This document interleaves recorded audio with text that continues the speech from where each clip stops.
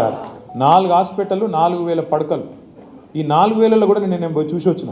Programme ఇంత గొప్పగా చేసిండంటే శ్రీనివాస్ యాదవ్ గారు, నేను ఉత్తగా అన్న మొన్న ఒకరోజు అన్న మనం పోయి చూసొద్దాంపా, నువ్వు మొన్న పోయినావు కానీ చూసొద్దాంపా, మనం కట్టింది కదా, మళ్ళీ వీడు పోయి రిబ్బన్లు కట్ చేసి వీడు డ్రామాలు చేస్తాడు 4 ఫ్లెక్సీలు కట్టి, వీడు రిబ్బన్ కటింగ్ మాస్టర్ ఉన్నాడు మచ్చర్పాయలు వాడు, కాబట్టి మనం పోవాలి కదా అంటే అన్నాడు నువ్వు రా, నేను ప్లాన్ చేస్తా అన్నాడు.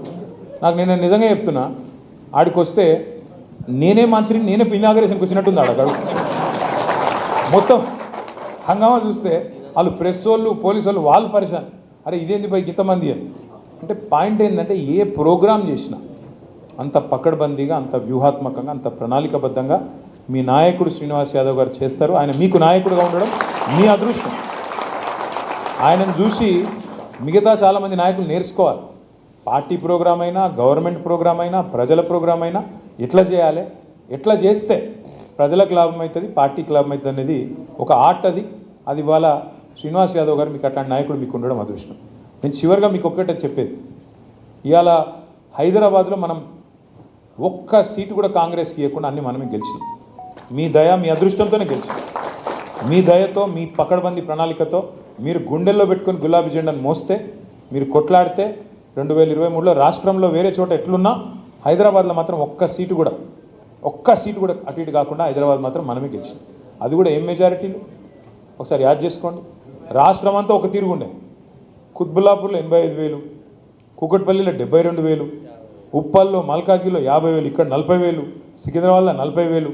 ఇక్కడ ఓట్లు తక్కువ ఉంటాయి మన కాడ, లేకపోతే మనకు కూడా 1,00,000 వస్తుండే సనత్నార్లో.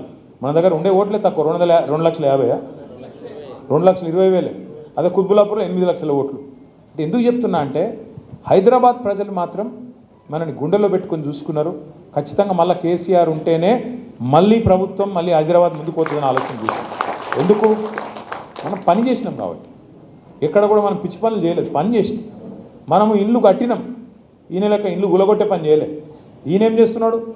శనివారం వచ్చిందంటే చాలు హైడ్రా పేరు మీద హైడ్రామా అని ఆడవాడతాడు, ఇల్లు గులగొడతాడు. అరే గరీబోళ్ళు తెలుసో తెలియకనే కట్టుకున్నారు.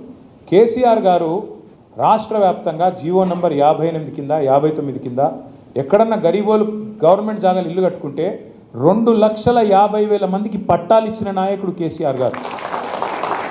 గవర్నమెంట్ అంటే ఏంటి? గవర్నమెంట్ జాగా అంటే ఏంటి? ప్రజలదే కదా. మరి గరీబోనికి ఇల్లు ఇవ్వకపోతే నువ్వెందుకు గవర్నమెంట్?